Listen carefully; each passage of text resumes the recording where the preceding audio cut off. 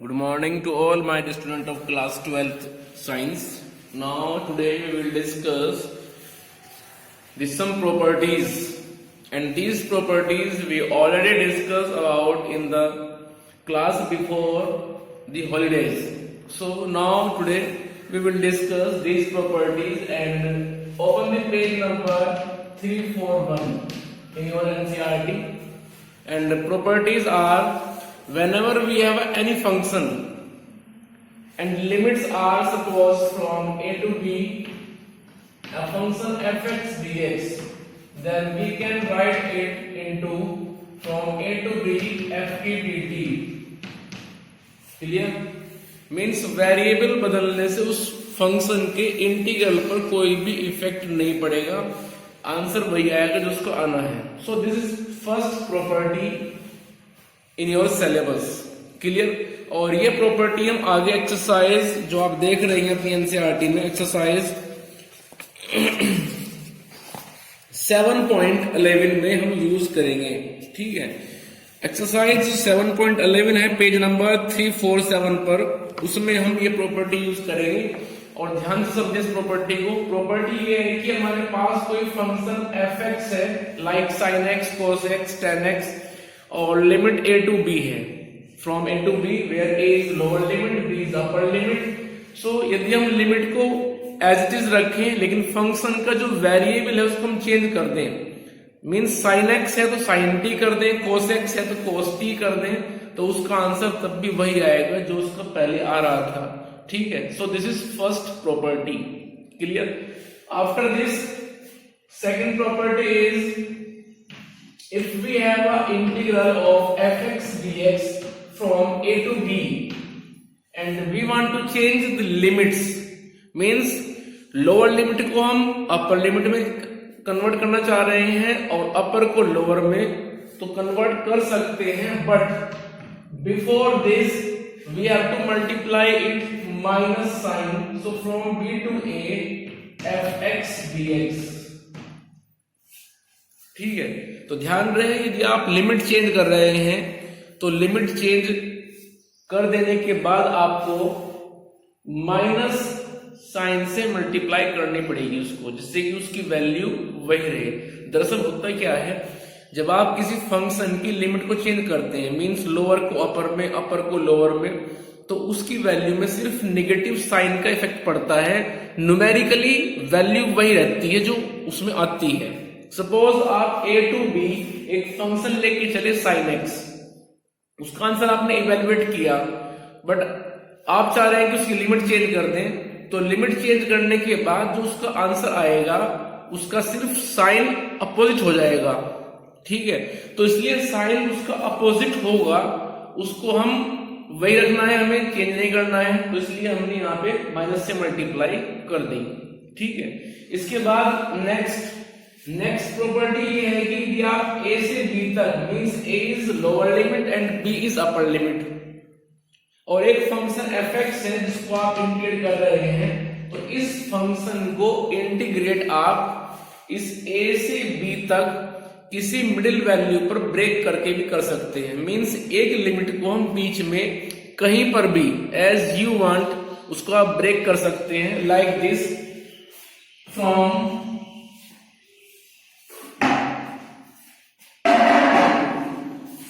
a to c and c to d, fx dx plus fx dx. तो इस तरह से भी आप एक फंक्शन को इवेल्युएट कर सकते हैं, नो प्रॉब्लम. सो याद रहे आपको कि यदि हम एक लिमिट दी है 0 से पाई, तो उसको हम 0 से π/2 एंड देन π/2 से पाई भी लिख सकते हैं. उस फंक्शन को इवेल्युएट हम कर सकते हैं, आंसर वही आएगा जो उसका इधर आ रहा है. ठीक है, so this is a third property. Next is, यदि हमारे पास एक फंक्शन है like this, from -a to a fx dx, तो यहां पर हम इस फंक्शन fx की नेचर चेक करते हैं. We have to check out the nature of function fx, that is function fx is odd or even. You have to check out before using this property that function fx is even or odd. ठीक है, अब ये function कैसे check करेंगे कि आप even है या ऑड है? So to check out a function is even और odd we have to replace x by minus x. So after replacing x by minus x, if we have any change in the function like this, then function is said to be odd function. Function में आपने replace किया x को minus x से and then you have a change minus fx, then this function fx is said to be odd function. So remember always a function fx is said to be odd function whenever f minus x is equals to minus fx, but whenever f minus x is equals to fx, then function is said to be even function. Means आपने x को replace किया minus x से but उसमें कोई भी change नहीं हुआ, so such type of function is said to be even function like cos x, sec x. Clear? You know very well from the class 11th and chapter was trigonometry, वहां पे discuss किया था काफी इस material को.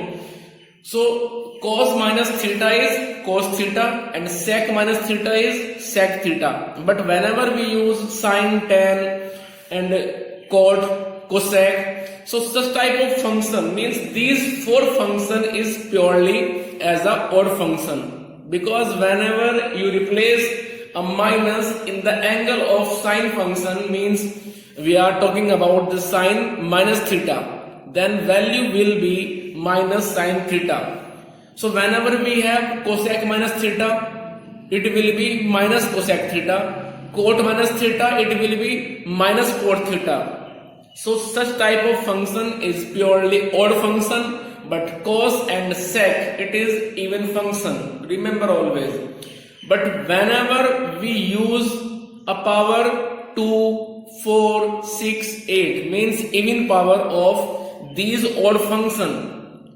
Sin x अपने आप में odd function है, but sin square x, sin to the power 4x, sin to the power 6x, these are even function, because yes, see here, if we have a sin square x and we are replacing x by minus x, then it will be sin minus x power 2 and it will be minus sin x to the whole power 2 and it becomes a sin square x, and we have no change in the output and input. जो function लेके चले थे वही function हमको मिल गया, change हमने किया था बट चेंज नहीं हो पाया because the even power. Remember always, ठीक है, if power is even 2, 4, 6 of these odd function sin x, cosec x, tan x, cot x, then these function will be treated as a even function. Clear? So अपनी property पढ़ते हैं. Minus a से a, minus a is lower limit, a is upper limit, function is fx like sin x, sin square x, cos x, x to the power 5 like this. So whenever we have a limit minus a to a, then first of all you have to check out the function fx is even or odd. आपको check करना पड़ेगा कि function fx even है या फिर odd है, ठीक है, क्योंकि आगे जो फॉर्मूला यूज होगा इस प्रॉपर्टी में वो डिपेंड करता है fx की नेचर पर. So first of all you have to check out the nature of fx, may be even and may be odd. Clear? चलिए आगे. Now if fx is even, then minus a to a fx dx it will be 2 times from 0 to a fx dx. Remember always, if minus a to a, limit is minus a to a, function fx is even, then you can write it as a 2 times from 0 to a. 0 it is a lower limit and a is a upper limit. Starting कर रहे थे पहले आप minus ए से, वो अब यहां से हट जाएगा. यहां पे 0 आ जाएगा। सो 0 is lower limit instead of minus a। So remember always if we have a minus a to a fx dx, then it will be written as 2 times from 0 to a fx dx. Clear? But whenever fx is odd function, if fx is odd function, then it will be 0. याद रखें आप, ये तब तक है जब तक ये fx अपने आप में एक इवन फंक्शन है, but whenever fx will be odd function, then its value will be 0. So we can write minus a to a fx dx will be 0. This is very important property because इस property में हमें यहाँ पे कुछ भी work नहीं करना पड़ता है, सिर्फ आप प्रॉपर्टी लिखेंगे and then write down your answer which is 0. Clear? चलिए आगे इन प्रॉपर्टीज को आप आपकी बुक में सब प्रॉपर्टी दी हुई हैं, आप पेज नंबर 341 पर देख सकते हैं। चलिए आगे डिस्कस करते हैं।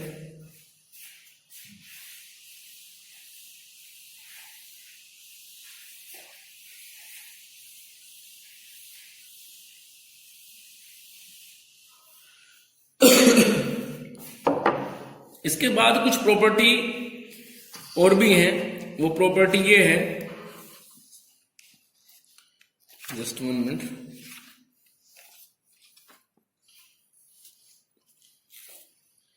If a function fx is going on from a to b dx, and remember 95% we will use this property in exercise 7.11, and property is if a function fx is going on integrating from a to b where a is lower limit, b is upper limit, so we can write it into another way like this, from a to b f a plus b minus x dx. So remember it, ठीक है? So इस तरह से हम इसको write down कर सकते हैं, no problem. Clear?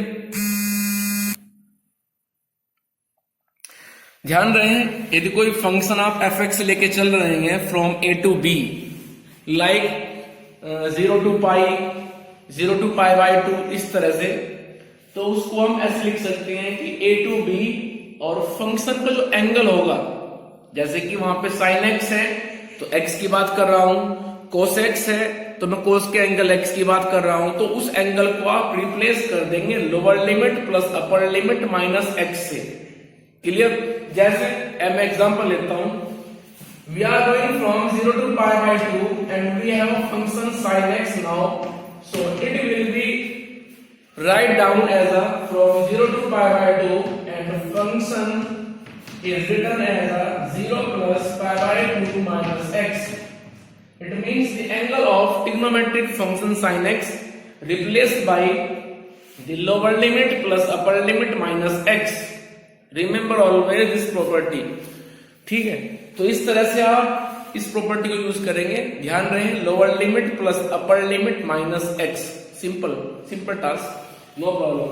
Suppose you have 0 to pi cos x dx, then we can write it into 0 to pi, limit में कुछ चेंज नहीं होगा, लिमिट जितनी है वो वही रहेगी, लोअर लिमिट भी अपर लिमिट भी, सिर्फ चेंज होगा इस फंक्शन के अंदर, वो भी x के प्लेस पर। सपोज आपका फंक्शन cos x है तो x के प्लेस पर cosec x है तो x के प्लेस पर, या सिंपल x में पोलिनोमियल है जैसे कि x² प्लस 5x, तो सिर्फ x के प्लेस पर चेंज होना है, और चेंज क्या होना है कि lower limit plus upper limit minus x। Clear?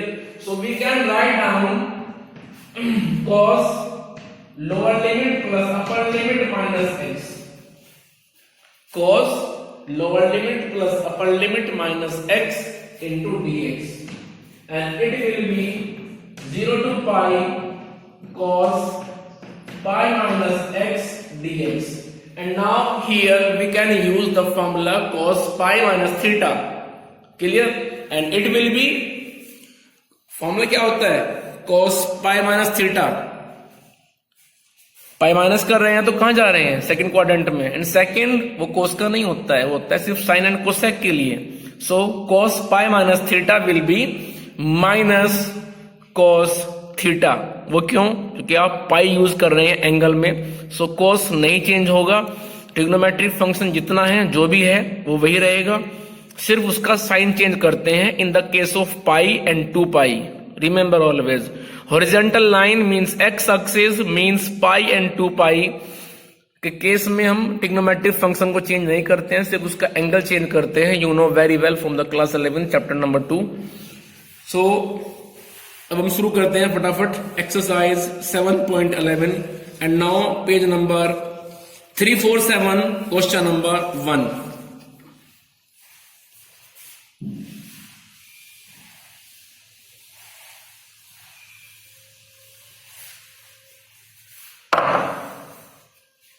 Exercise 7.11 and question number 1, and which is from 0 to pi by 2. Here in the question, 0 is the lower limit and upper limit is pi by 2 and the function is cos square x. हमें इसको evaluate करना है, but we have to use a properties. Clear? So as you know 95% we will use the last property from a to b fx dx is equals to from a to b f a plus b minus x dx। वही property हम यहां पे use करेंगे। Clear?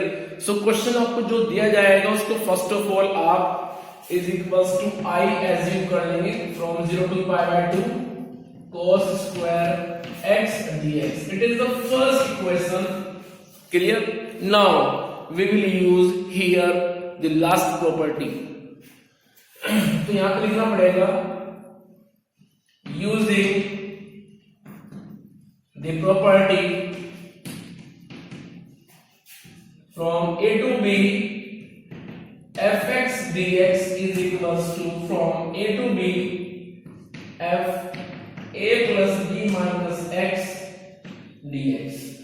जो property use कर रहे हैं उस प्रॉपर्टी को एक बार लिख देना है, जिससे कि जो एग्जामिनर है उनको भी क्लियर पता चल जाए कि भाई कौन सी प्रॉपर्टी आप यूज कर रहे हैं। So remember this always, and after using the property this I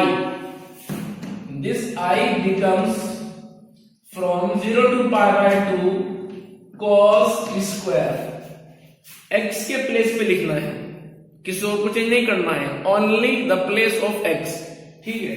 so x के प्लेस पे लिखिए आप लोअर लिमिट, वो एट दिस टाइम 0 है, देन अपर लिमिट वो pi by 2 minus x fix है। ध्यान रहे, lower limit plus upper limit minus x। ठीक, चलिए dx इसको इवैल्यूएट कीजिए। So it will be i equals to from 0 to pi by 2। Now अब जरा ध्यान से देखें, cos square pi by 2 minus x, cos square pi by 2 minus x dx। अब आप यहां पे क्लास 11 का फॉर्मूला यूज कीजिए, cos pi by 2 minus theta, it will be as a sine theta. So it can be write down as a sine square x dx and it is a second equation। Clear? First equation वहां पे, second ये मिल रही है, दोनों को अब आप add कर दीजिए। इस प्रॉपर्टी को जब भी हम यूज करेंगे तो प्रॉपर्टी से पहले जो लिखा हुआ है एक्सरसाइज इक्वेशन 1 और प्रॉपर्टी यूज करने के बाद इक्वेशन 2, दोनों को हमेशा लास्ट में ऐड कर देना है।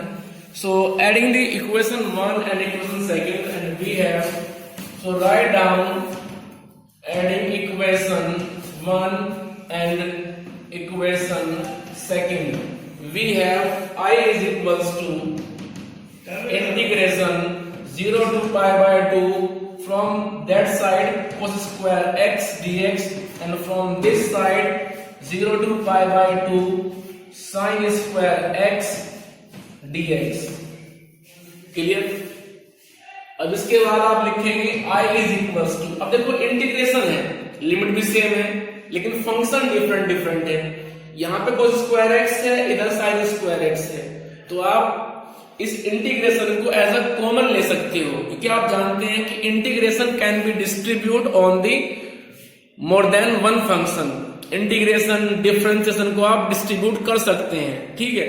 तो आप इसको कॉमन ले लीजिए and it can be written down as a cos square x plus sin square x dx, and you know from the class 10 that this is 1 cos square theta plus sin square theta, its value is 1. So I is equals to from 0 to pi by 2 1 dx, and integration of 1 it will be as a x, क्योंकि differentiation x के लिए 1 होता है and integration 1 के लिए वो x होता है, you know very well. So we can write down here x, clear. So integration from 0 to pi by 2 1 dx की वैल्यू आ चुकी है x। अब आप यहां पे रिप्लेस कर दीजिए इसकी अपर value and lower value. First of all upper value, then minus sign, then lower value, and it will be pi by 2 minus 0. Simply it can be written as a pi by 2. So answer of first question is pi by 2. Clear? समझ में आ गया है? कोई problem यहां तक? ठीक है, चलिए आगे। Now question number 2. Question number 1, question number 2, and after this question number 3, question number 4. Question number 4 तक हमें यही प्रॉपर्टी यूज करनी है और सबका आंसर भी सेम ही आएगा, पाई by 2 pi by 2 pi by 2, ठीक है। Now question number 2, page number 347,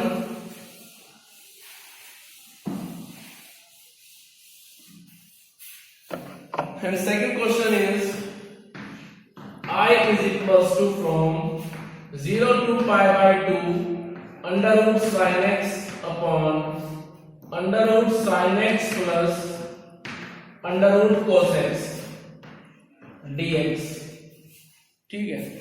और इसी को हम एज्यूम कर लेते हैं इस वक्त first equation, this is first equation, तो क्या हम प्रॉपर्टी यूज करेंगे। So before property equation 1 and after the property equation 2, ये तो बनानी है। Now here we will use the last property, and property is that you have to replace the x by lower limit plus upper limit minus x. So we have to write down here that using the property from a to b fx dx is equals to from a to b f a plus b minus x dx. So simply which property you want to use in the question, so write down that property, no problem, ठीक है। चलिए, so I is equals to from 0 to pi by 2 and we have to replace the x by 0 plus pi by 2 minus x and everywhere where we have a x. So in numerator as well as denominator also, so sin 0 plus pi by 2 minus x, and after this we have under root cos 0 plus pi by 2 minus x dx. Now simplify it, so we have I is equals to from 0 to pi by 2 under root sin pi by 2 minus theta, it will be cos theta, so it will be under root cos x upon sin pi by 2 minus theta, it will be under root cos x, and under root cos pi by 2 minus theta, it will be sin theta, so we can write down it as a sin x dx, and it is a second equation. Now we have to add the both equation, first as well as second. So write down adding the equation 1 and equation second, इन दोनों को add करना है। ठीक है, first उधर है, second इधर है। So we have I plus I is equals to 2I। हमेशा ध्यान रहे लेफ्ट को लेफ्ट में, राइट को राइट में।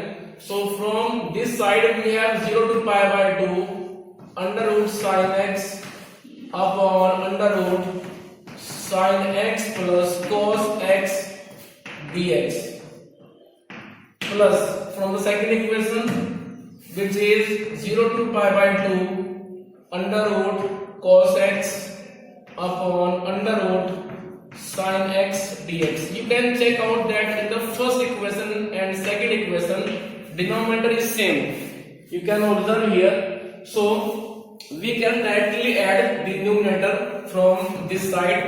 So we have 2I is equals to 0 to pi by 2. I am taking the common integration because you know that integration can be distributed on the both functions. So we can write down here under root sin x plus under root cos x upon under root sin x upon plus under root cos x. Clear? कोई problem? Now numerator and denominator both are same, so this will be cancelled out from each other and we have 2I is equals to from 0 to pi by 2 1 dx. Now integration of 1, it will be as a x because d by dx of x वो 1 होता है। So 2I is equals to x and limit will be 0 to pi by 2. So this implies 2I is equals to pi by 2, क्योंकि आप रखेंगे यहाँ पे lower value 0, उसको हम ऐड करेंगे या माइनस करेंगे, सो उसमें कोई चेंज होने वाला नहीं है। And 2I is equals to pi by 2, so I is equals to आ जाएगा पाई अपॉन 4। एक बार चेक आंसर चेक कर लीजिए। ठीक है, इसमें एक प्रॉब्लम, एक मिस्टेक हो गई है और मिस्टेक ये हो गई है जो मुझे थोड़ा सा याद आ रहा है। फर्स्ट क्वेश्चन में जब मैंने फर्स्ट इक्वेशन को सेकंड इक्वेशन को ऐड किया, उसको आप सही कर लेना। ठीक है, जब फर्स्ट इक्वेशन में मैंने इसको ऐड किया है तो वहां पे एक मिस्टेक हुई है, वहां पे मैंने इसको I प्लस I करके यहाँ पे 2I नहीं लिखा है। सो उसको अपने आप लिख लेना। ठीक है, इट्स योर ड्यूटी। 2I यहाँ पे बनेगा फर्स्ट इक्वेशन में, फिर 2I इधर बनेगा, 2I इधर बनेगा, इधर बनेगा, और लास्ट में तब जाकर के क्वेश्चन 1 का आंसर भी पाई अपॉन 4 ही आएगा, जैसे कि इस क्वेश्चन में आया है अभी। You can observe that I is equals to pi upon 4, क्योंकि इधर 2I की वैल्यू पाई अपॉन 2 है, बट हमें क्या चाहिए, हमें सिर्फ I चाहिए। So divide by 2 into both side, so we have I is equals to pi upon 4 and which is the required answer of this question number 2। In similar way question number 3 as well as question number 4 वो भी same ऐसे ही होने हैं और उनका answer भी पाई upon 4 ही आएगा। और प्रॉपर्टी जो आप यूज करेंगे सेम प्रॉपर्टी जो आपने यूज की है फर्स्ट सेकंड में, वही प्रॉपर्टी यूज करनी है। ठीक है, तो क्वेश्चन फर्स्ट को आप ठीक कर लेना। जब आपने इक्वेशन ऐड की है तो वहां पे 2I लिख देना, और 2I लिख करके बाद में आपको I मिल जाएगा डिवाइड बाय 2 करने के बाद। तो उसका आंसर आया था पाई बाय 2, और जब आप 2I करके उसको सही करेंगे तो उसका आंसर भी पाई अपॉन 4 ही आ जाएगा। क्लियर? सो आगे की बातें हम नेक्स्ट वीडियो में डिस्कस करेंगे। So if you have any problem in this video you can share your problem with me, no problem, on the WhatsApp और by call, it's your choice. Clear? So अभी आप बैठ करके exercise 7.11 में जो questions आगे मैंने आपको बताए हैं, question number 3, question number 4 and in similar way question number 7 also, question number 9 also, ये आप सोल्व कीजिए। ठीक है।